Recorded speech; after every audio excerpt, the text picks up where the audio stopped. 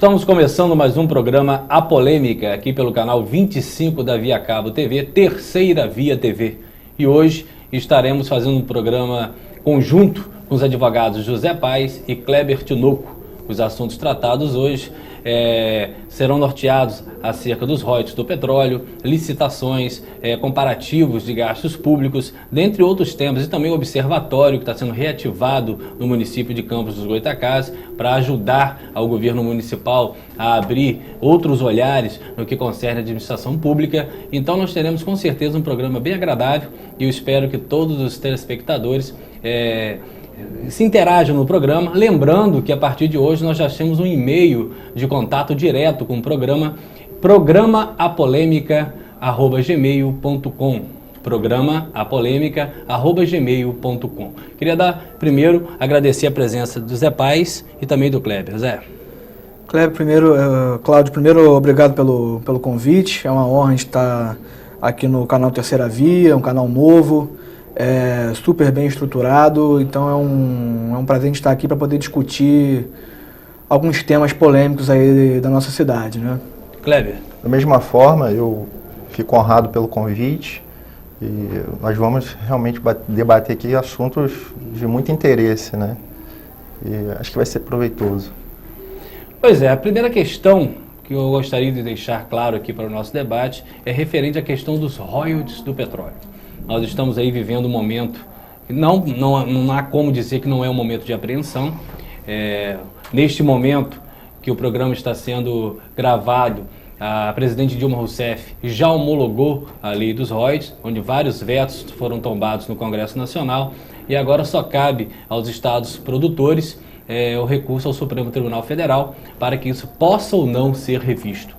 E pautado nessa questão, nós vamos voltar para o nosso município e discutir algumas questões que, de repente, por questões subjetivas, não estão sendo debatidos ao ponto inicial. E eu vou começar reproduzindo aqui o e-mail que foi recebido por toda a mídia, por toda a imprensa, do secretário de Governo da Prefeitura Municipal de Campos, Suledil Bernardino, onde ele convoca toda a comunidade para que ela participe dos eventos em favor da manutenção dos royalties, pautando no seguinte princípio, que vários serviços sociais apresentados e disponibilizados pela Prefeitura, não só serviços, mas também como programas, estariam sujeitos a serem paralisados caso os royalties do petróleo fossem reduzidos para o município, para o repasse dos municípios de Campos. Exemplo, a prefeita colocou muito claramente num programa de rádio local que a vacina da catapora, por exemplo, a primeira leva estaria garantida e a segunda leva não, devido à questão dos royalties. Colocou também a prefeita que o Ferreira Machado estaria também comprometido nos seus serviços caso os royalties do petróleo também fossem também reduzidos. Asfaltamento, bolsas de estudo e uma série de outros serviços que estariam comprometidos. E isso causou uma polêmica muito grande na cidade, até porque muitas coisas já estão empenhadas, muitos trabalhos já estão em vigor. E eu queria conversar, passando a primeira pergunta para o José Paes, depois para o Kleber Tinoco, qual a visão que você faz, primeiramente, deste e-mail que foi enviado para a imprensa, quase todos têm esse e-mail, acredito que vocês também tenham, desses serviços sociais, praticamente 90% de todos os serviços sociais que são prestados à população estarem vinculados, segundo o e-mail, aos royalties do petróleo. Cláudio, acho que primeiro é importante deixar claro que ninguém aqui é contra a manutenção dos royalties do petróleo na nossa cidade. Isso é um direito do nosso município, garantido constitucionalmente. Então, de fato, a gente deve se utilizar dos mecanismos jurídicos, até mesmo de mecanismos políticos, para fazer com que esses valores continuem sendo recebidos pelo município. Ninguém aqui é louco de achar que a gente pode viver sem esses royalties agora no momento. Agora, esse tipo de e-mail do secretário Suledil, na minha visão, não é um e-mail que traga nada de produtivo, de positivo para a cidade. Tentar criar uma situação, instalar na cidade uma situação de iminente caos, eu não entendo esse como sendo o caminho a ser trilhado pelo município. Eu acho que a gente deveria agora, com a iminência dessa perda desses valores, passar a discutir uma nova forma de gestão do município, uma norma mais enxuta. É isso que a gente vai conversar daqui a pouco. Kleber, ainda dentro da questão do e-mail, qual a sua posição com relação a esse e-mail levado? É uma questão de um caos infundado? A caracterização daqueles projetos vinculados, ele já mostra para a gente uma preocupação? Qual a sua posição com relação a esse e-mail? Compartilho da opinião do Paes, acho que é um exagero nesse apelo, que eu não acho que tudo vai ser paralisado. A dependência dos royalties é grande, mas o percentual que nós perderíamos com essa lei, com a entrada em vigor dessa lei, não seria tão grande a ponto de paralisar essas atividades. Teríamos um orçamento de 1 bilhão e 900 milhões. Então, o que faríamos com esse dinheiro? Pergunta que eu deixo no ar. Essa questão com relação aos royalties, a gente vai avançando ainda. Quando se fala nesse pseudo-caos, vamos colocar desta forma, eu gostaria de ouvir a opinião de vocês, não parte do princípio que ninguém que disse que o campus poderá perder os royalties, sim ter uma redução dele. Não seria interessante também discutirmos, além de outras alternativas, aumentos de receita própria para que um dia esses royalties continuem vindo, mas não deixe o município, como o governo municipal coloca agora, de pires na mão? Qual a visão que você faz com relação dessa preparação que pode ser feita? Por isso que eu digo, Cláudio, que a gente tem que, a partir de agora, pensar numa nova forma de gestão da verba pública do município. Nesses últimos 20 anos, a gente se acostumou com orçamentos bilionários e acabou se acostumando também com desperdício, com obras de certa forma desnecessárias, por exemplo, como o CEPOP, com inúmeros shows, com alguns serviços que de fato não se faziam necessários no momento do município. E com isso a gente deixou de pensar o futuro da cidade sem royalties.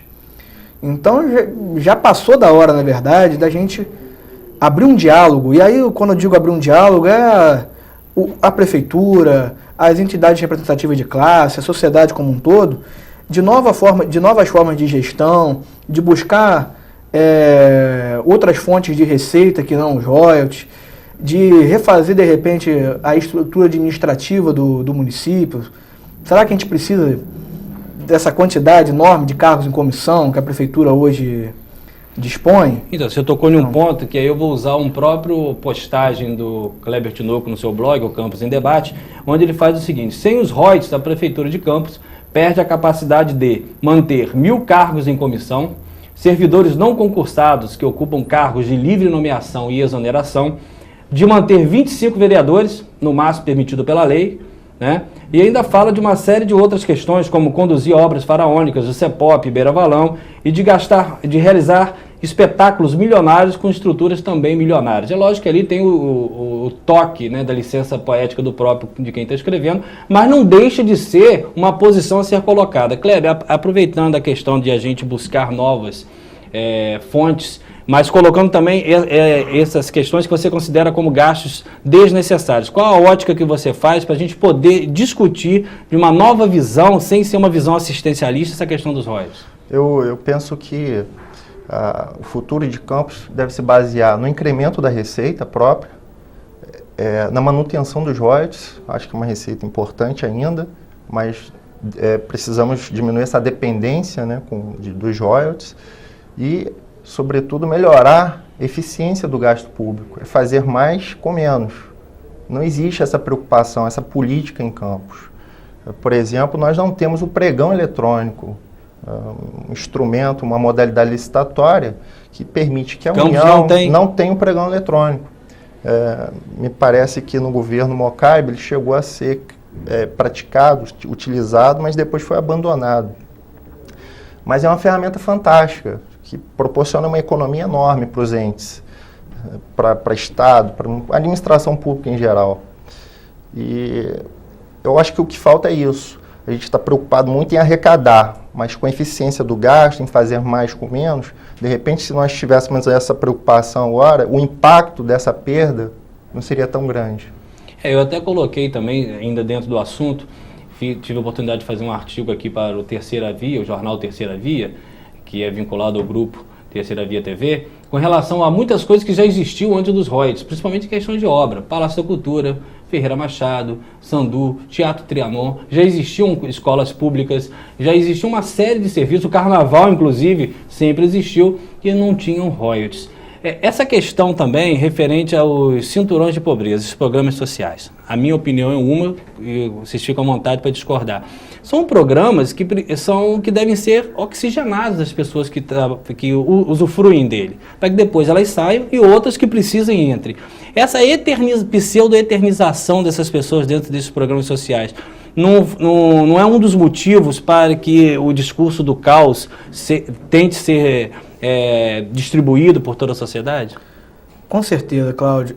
Recentemente até o senador Álvaro Dias, PSDB do Paraná, ele fez uma colocação com relação a programas assistenciais, estava falando do Bolsa Família do governo federal, dizendo que esses programas, eles até reduzem a pobreza, mas não reduzem desigualdade social, que na verdade deveria ser o foco do governo municipal aqui em Campos.